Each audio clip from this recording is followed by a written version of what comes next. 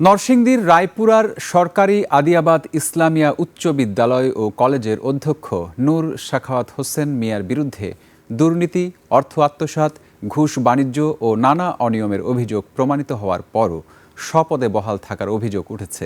এসব অভিযোগের ভিত্তিতে সাময়িক বরখাস্ত করা হলেও পরে শিক্ষা বিভাগের প্রজ্ঞাপনে তাকে পুনর্বহাল করা হয়। এতে শিক্ষার্থী, অভিভাবক, শিক্ষক ও এলাকাবাসীর মধ্যে ব্যাপক ক্ষোভের সৃষ্টি হয়েছে। তাদের অভিযোগ, প্রভাব খাটিয়ে পুনর্বহালের সুযোগ পেয়েছেন তিনি। এদিকে এই অবস্থায় কলেজের পাঠদান কার্যক্রম ব্যাহত হচ্ছে বলে জানিয়েছেন শিক্ষকরা।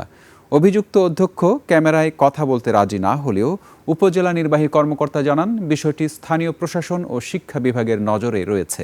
পরিস্থিতি বিবেচনায় প্রয়োজনীয় ব্যবস্থা নেওয়া হবে।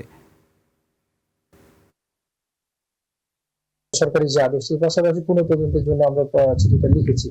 এখন যদি দাপ্তরিক যেগুলো চিঠিপত্র আছে তার স্বাক্ষরে বেতন বিল হয়, স্কুলের ব্যয় নির্বাহ হয় বা পরীক্ষা সংক্রান্ত যে বিষয়গুলো আছে, এগুলো কার্যক্রম করার জন্য এপি মহোদয় ওনাকে সাময়িকভাবে বলেছেন যে আপনি কাগজপত্রগুলো দেখবেন।